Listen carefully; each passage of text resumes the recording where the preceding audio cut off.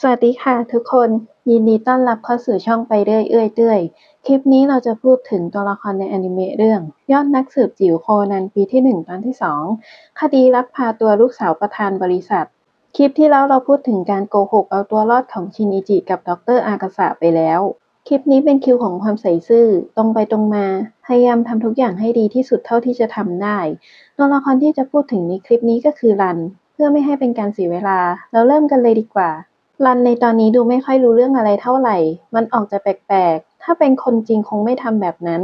และอาจจะสงสัยเจ้าเด็กอวดดีไปแล้ว แต่ก็มีเหตุผลที่เป็นแบบนั้นอยู่แหละ เริ่มกันเลยดีกว่า หลังจากกลับมาเห็นสภาพบ้านกับพ่อ รันก็ลืมเรื่องชินิจิไปเลย แหมคุณพ่อทำซะลกเชียวนะ เพราะอย่างนี้ลูกค้าถึงไม่มาจ้างทำงาน ขนาดคุณแม่ยังหนีออกจากบ้านเลย ตรงนี้นึกถึงตอนที่1ที่รันดูไม่ค่อยสนใจโมริ ไม่ใช่เพราะเขาโทษชินิจิอย่างเดียว แต่เป็นเพราะการทำตัวของโมริด้วย กินน้ำลำไยเมาไม่สนใคร สูบขนมแท่งทำลายปอด ทำสำนักงานหรือสถานที่ต้อนรับลูกค้ารกเลอะเทอะ ไม่ยอมทำความสะอาดพื้นที่ทำมาหากิน ทำตัวไม่น่าเชื่อถือ ลูกค้าไม่มาจ้างก็เพราะแบบนี้ ผู้หญิงที่แต่งงานด้วยก็หนีไป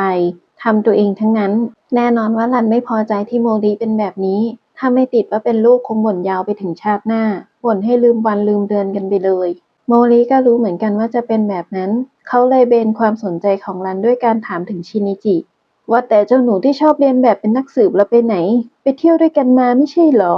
จากที่บ่นพ่อตอนนี้นึกถึงผู้ชายละ ตอนแยกกันที่สวนสนุกก็แปลกๆ โทรหาก็ไม่รับ มีทางเดียวที่จะรู้ว่าตอนนี้ชินิจิเป็นยังไงคือต้องไปหาที่บ้าน รันออกมาไม่สนใจคำทักท้วงเรื่องข้าวเย็นของพ่อ ขอโทษนะคะคุณพ่อ หนูต้องรีบไปหาชินิจิ ไม่ว่างทำมื้อเย็นให้หรอกค่ะ ยังไงก็ช่วยไปร้านสะดวกซื้อใกล้ๆ แล้วหาอะไรกินไปก่อนนะคะ รันไม่ได้พูด แล้วพูดเอง รันเจอดรอากาสะที่บ้านชินิจิ และเหมือนจะลืมเป้าหมายที่มาที่นี่ตอนเจอเด็กแปลกหน้า รันก้มไปตอนที่ชินิจิเอาเลนส์แว่นพ่อออกพอดี จังหวะนี้ถ้าไม่เห็นมันจะยังไงอยู่ แต่รันไม่เห็น คิดแบบมีเหตุผล รันอาจไม่เห็นเพราะกำลังสนใจเด็กตรงหน้า มองแต่เด็กจดจ่อแต่เด็ก ไม่ได้สนใจอย่างอื่นที่อยู่รอบตัว ถ้าไม่เห็นภาพจะขยายให้อีกนิด หลายคนอาจเคยเห็นคลิปผู้หญิงหรือผู้ชายใส่ชุดว่ายน้ำหรือชุดเซ็กซี่อวดหุ่นสวยๆกล้ามแน่นๆ พอจบคลิปก็จะถูกถามว่าลูกบอลสีอะไร เก้าอี้สีอะไร ตึกสีอะไร และอื่นๆอีกมากมาย ซึ่งหลายคนก็จะตอบตามสีผิวของคนที่อยู่ในคลิป ไม่ก็ยิ้มและเงียบไปเลย ที่เป็นแบบนั้นเพราะสิ่งที่น่าสนใจและดึงดูดสายตาไปคือส่วนเว้าส่วนโค้งหรือความโค้งนูนบนร่างกายของผู้หญิงและผู้ชายที่อยู่ในคลิป ไม่ใช่ลูกบอลในสระโต๊ะเก้าอี้เสื้อผ้าหรือตึกที่อยู่ข้างหลังกรณีของรันก็เหมือนกันสิ่งที่รันสนใจคือเด็กที่อยู่ตรงหน้าไม่ใช่สิ่งที่เด็กคนนี้กำลังทำหรืออะไรก็ตามที่ตกใกล้ตัวเด็กแต่เราสามารถจับตัวเด็กที่ไม่รู้จักให้หันมาหาตัวเองชมว่าน่ารักแล้วกอดได้เลยเหรอเด็กคนนี้เป็นใครมาจากไหนอะไรยังไงก็ไม่รู้ชื่อยังไม่ได้ถามเลยจะน่ารักยังไงก็ยับยั้งชั่งใจไว้หน่อยดีกว่าไหมเพราะถ้านี่ไม่ใช่ชินิจิที่กลายเป็นเด็กแต่เป็นเด็กจริงๆเด็กอาจตกใจกลัวร้องไห้หรือทำร้ายรันเพราะตกใจได้เหมือนกันนี่ยังไม่รวมแผลใจที่อาจเกิดขึ้นกับเด็กและติดตัวไปจนโตหรือตัวอีกนะใครก็ไม่รู้อยู่ๆเข้ามาข้างหลังจับตัวให้หันไปหาตัวเองแล้วกอดถึงจะชมว่าน่ารักก็เถอะแต่เด็กจะรู้สึกยังไงเด็กที่ร่าเริงสดใสเข้ากับคนง่ายก็มีแต่เด็กที่กลัวคนแปลกหน้าก็มีเหมือนกันและถึงจะเป็นเด็กที่ร่าเริงสดใสแค่ไหนถูกคนแปลกหน้าจู่โจมแบบนี้ก็ใช่ว่าจะไม่กลัวหรือตกใจสักหน่อยแล้วถ้าพ่อแม่เด็กอยู่ตรงนั้นด้วยล่ะผู้หญิงคนนี้เป็นใครมากอดลูกฉันทำไมแบบนี้เข้าข่ายคุกคามเด็กหรือเปล่าเหมือนรันจะคิดได้ถามด็อกเตอร์ว่าเด็กคนนี้เป็นใครพอได้คำตอบก็เริ่มทำความรู้จักด้วยการถามชื่อโคนันครับผมชื่อเอโดงาวะโคนันครับตรงนี้รันแค่คิดว่าแปลกแต่ชินิจิกลัวความแตกแถต่อว่า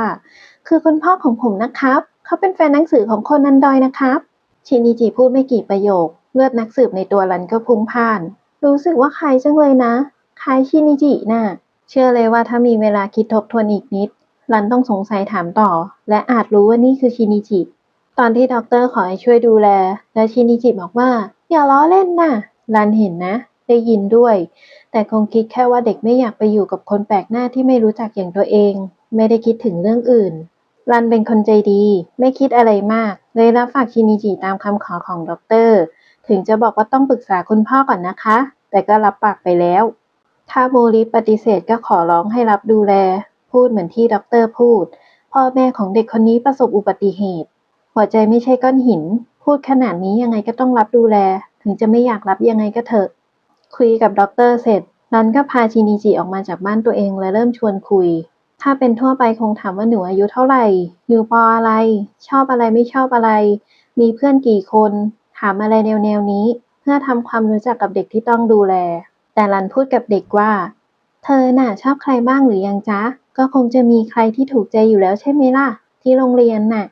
ชวนคุยแบบนี้ได้เหรอได้แหละแต่มันแปลกๆแล้วพูดกับเด็กที่เพิ่งรู้จักกันไม่กี่นาทีซะหมดเปลือกว่ารู้สึกยังไงกับชินิจิปิดท้ายว่าเรื่องนี้ห้ามบอกชินิจิเชียวนะรู้ไหมถ้ารู้ว่าสารภาพกับเจ้าตัวสักเกลี้ยงเลยจะเป็นยังไงจะเขินต่อยกำแพงบ้านหรือจะเขินต่อยชินิจิรันพาชินิจิมาถึงทางขึ้นบ้านพูดแนะนำและบอกว่าอย่างกับได้น้องชายน่ารักน่ารักมาคนหนึ่งอย่างนั้นแหละพี่น่ะรู้สึกจะคุยกับโคนันคุงได้ทุกเรื่องเลยนะจากประโยคนี้รู้สึกได้ว่ารันเหงารันเป็นลูกคนเดียวพ่อแม่แยกทางผู้ชายที่ชอบก็พูดแต่เรื่องเชอร์ล็อกโฮมส์ไม่ก็โคนันดอยล์ชวนไปเที่ยวก็มีคดีเข้ามาแทรกไม่ได้คุยกันหนุ่งกระหนิงหรือทำตัวหวานแหววแบบวัยรุ่นที่กำลังชอบกันจีบกันสักเท่าไหร่เด็กประถมที่ชื่อโคนันเลยกลายเป็นส่วนเติมเต็มช่องว่างในใจรันตอนกำลังซึ้งก็ถูกขัดโมริวิ่งลงบันไดมาพร้อมข่าวดีแต่รันไม่ได้สนใจทั้งเรื่องพ่อตกบันไดทั้งเรื่องการจ้างงานของพ่อมาสนตอนโคนันวิ่งขึ้นแท็กซี่ไปนี่แหละรันค่อนข้างเอือมที่พ่อพูดยอตัวเองเกินจริงเพราะสภาพโมริและสำนักงานที่เห็นในแต่ละวันไม่น่าต่างจากตอนที่รันกลับมาจากสวนสนุกสักเท่าไหร่ที่บ้านนายจ้างรันมองโคนันแทบตลอดพยายามดูแล้วแต่โคนันก็โดนโมริเขกหัวเพราะความอยากรู้อยากเห็นเกินเด็กจนได้รอบแรกไม่เป็นไรแค่ถูกเตือนให้ดูแลโคนันดีๆรอบสองโคนันโดนเขกหัวทำให้รอบที่สามรันตามดูโคนันแทบไม่ห่างรับฝากลูกของญาติด็อกเตอร์อากาสะมาดูแลแล้วก็ต้องทำให้ดีสิถ้าลูกหลานเขาเป็นอะไรไปจะทำยังไงรับผิดชอบไหวเหรอแล้วก็จริงวันที่โคนันเดาะเล่นกิ้งเข้าไปหาหมาที่บ้านนายจ้างเลี้ยงไว้รันตกใจรีบเข้าไปหาโชคดีที่จัมโบ้เป็นหมาใจดีโคนันก็เลยไม่ถูกทำร้ายถึงจะตามดูยังไงก็ยังคลาดกันใครจะคิดว่าโคนันจะขี่จัมโบ้ออกไปข้างนอกจังหวะนี้รันตกใจมากดีที่โมริบอกให้ตามหมาไปไม่อย่างนั้นรันคงตามไปช่วยเจ้าเด็กอวดดีกับลูกสาวของนายจ้างไม่ทันรันดีใจที่เด็กทั้งสองคนปลอดภัยพ่อทำงานเสร็จทุกอย่างจบลงได้ด้วยดีมีเอะใจบ้างตอนที่อากิโกะหันมาบอกว่าขอบคุณนะคะคุณนักสืบนี่แหละจุดเริ่มต้นของการตามติดการห้ามการแทรกและอื่นๆอีกมากมายที่รันทำหลังจากนี้จากวัยรุ่นธรรมดากลายเป็นคนน่ารำคาญที่หลายคนไม่ชอบทั้งหมดนั้นก็เพื่อดูแลเด็กที่รับฝากมาจากดร.อากาสะให้ดีที่สุดบอกเลยถ้าไม่มีโคนันเราคงไม่ได้เห็นเลือดนักสืบในตัวรันพุ่งพ่านความสงสัยความเอะใจการเก็บข้อมูลเล็กน้อยจากการหลุดปากของชินิจิถ้ามีเวลาให้รันปะติดปะต่อเรื่องราวสักหน่อยความแตกตั้งแต่ตอนนี้นี่แหละน่าเสียดายที่ในอนาคตข้างหน้ารันจะถูกชินิจิสับขาหลอกซะหัวปั่นเหตุการณ์คงไม่เป็นอย่างนั้นถ้ารันได้อ่านหนังสือเล่มนี้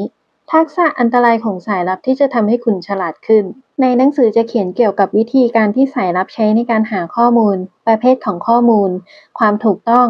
และอื่นๆที่รันอ่านแล้วไม่ถูกชินิจิสับขาหลอกในอนาคตอย่างแน่นอนใครสนใจจิ้มลิงก์ด้านล่างได้เลยนะแปะไว้ให้แล้วคลิปหน้าเราจะพูดถึงโลกสีหม่นตัวละครที่จมดิ่งในทะเลอารมณ์สีดำอยากรู้ว่าเป็นใครกดติดตามไว้นะจะได้ไม่พลาดคลิปใหม่ขอบคุณที่ฟังกันมาจนถึงตอนนี้ผิดพลาดตรงไหนต้องขออภัยด้วยนะคะเจอกันใหม่คลิปหน้าในพาร์ทของตัวละครที่เหลือจะมีอะไรซ่อนอยู่เยอะแค่ไหนก็ไม่รู้เหมือนกันถ้าชอบกดไลค์กดติดตามหรือคอมเมนต์เป็นกำลังใจให้กันได้นะคะสำหรับคลิปนี้สวัสดีค่ะ